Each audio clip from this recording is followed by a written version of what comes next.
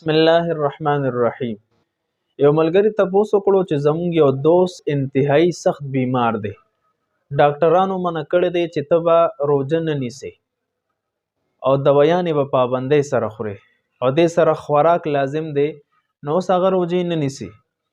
تپوس دا کوي چې د دغې روزو قضایي راګرځول ضروري دي او که نه زه فدیه ادا کړم د دې روزو، چې د دې روزو چې کم هغه ذمهواري ده زما د ذمې نه ادا شي. عالمگیری کی دی فإن برئ المریض فإن لم يصم حتى أدركه الموت فعليه أن يوصي بالفدية كذا في البدائع.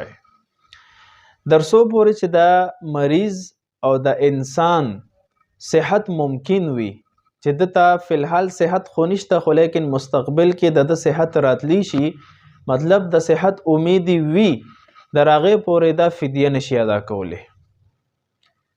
دا به د روزو قضایی کوي چې کله صحت میلو شي، او کو چرته قریب الموت شي، خدا نخواسته د باندې د مرګ علامات ظاهر شي، نو په دې صورت کې چې اوس بالکل د صحت امید پاتې نشو، نو دا به وصیت کوي د فدیه ورکولو چې زما په ذمه باندې دومره روزې قضایی پاتې دي، زما د مرګ نه پس زما په مال کې د دکې قضایی شوي روزو فدیه به ادا کړي. نو وارثان به بیا د مال نه د دکې قضایي شوي روزو فدیه ادا کوي، او فدیه د یو روزې چې دا هغه د یو صدقه فطر په مقدار باندې ده.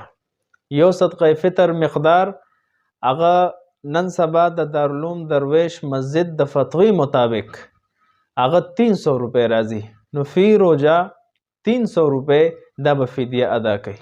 خو دا په هغه صورت کې چې کله بالکل د صحت هغه امید ختم شي، قریب الموت شي، د مرګ علامات په ظاهر شي، نو وصیت پکې د وصیت نه پس په بیا چې کله د دې فوتګي وشي نو وارثان به دا ادا کوي.